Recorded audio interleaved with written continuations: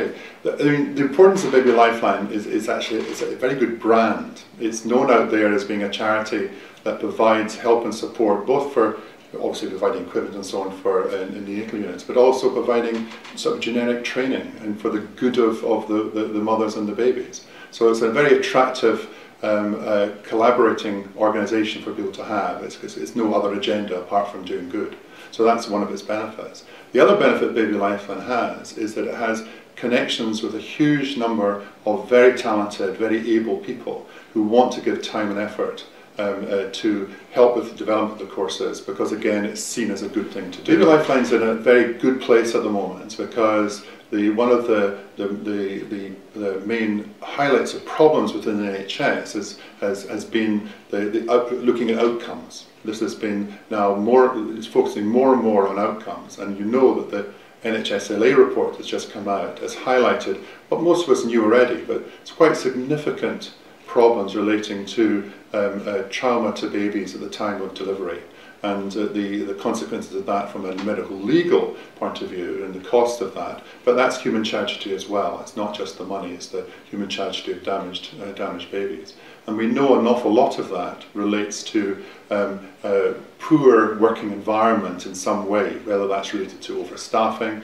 or overworked, or whether it's related to factors such as lack of training, lack of support. We know it's lack of communication, and most importantly, team working.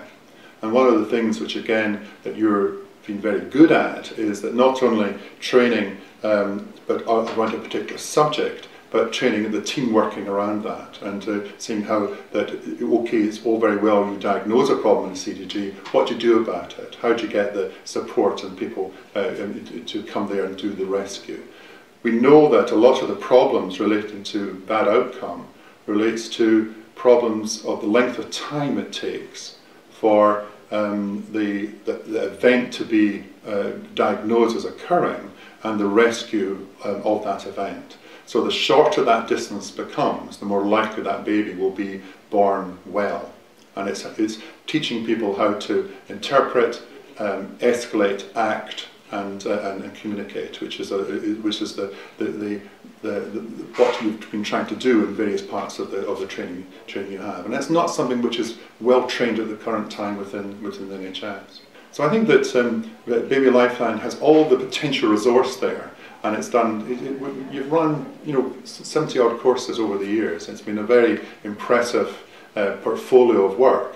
One of the problems is the maintenance of these courses, the updating of these courses, and just the general structure. And as in all charities, you spend most of your money doing good things rather than thinking about how to actually keep the core working. And it's that core support which is so important to help then develop all the good things that you can do with the work you've done, and also the expertise you've got.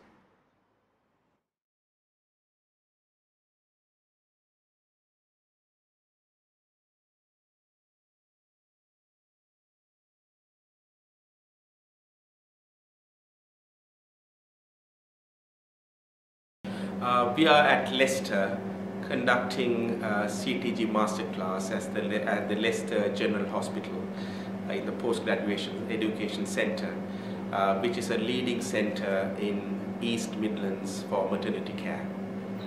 Leicester is, as I said, a leading centre for maternity services, including intrapartum care, and they provide excellent services for women and babies in the region. I think NHS as a whole organisation is going through a very difficult financial situation and climate at present. However, there is a lot of challenges with regard to training of midwives and obstetricians and staff in general. The way I look at this is that each baby with cerebral palsy currently costs £8 million for the NHS. In addition, there are emotional and social costs for their families.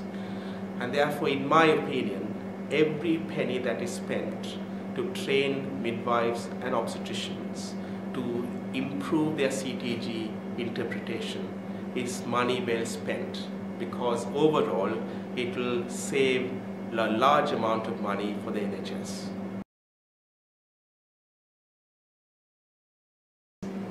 Here in Leicester we deliver 11,500 women a year within 2 hospitals, the Leicester Royal Infirmary and the Leicester General Hospital. Today I'm attending the Baby Lifeline CTG Masterclass. What's really important today is there's really quite a lot of us within the training day, which is great. It's an on-site study day within the Leicester General Hospital and it's multi-professional, and for me the midwives are all together, there's some networking going on and some great interaction. As a midwives, it's all about safety of mums and babies. One of the things we have to do is investigate midwives' practice, and one of the biggest reasons for poor practice that we've noticed just lately, in line with what Edwin said today as well, is CTG interpretation. So actually, for the midwives to come along today and attend the workshop, it's actually helping with their professional development.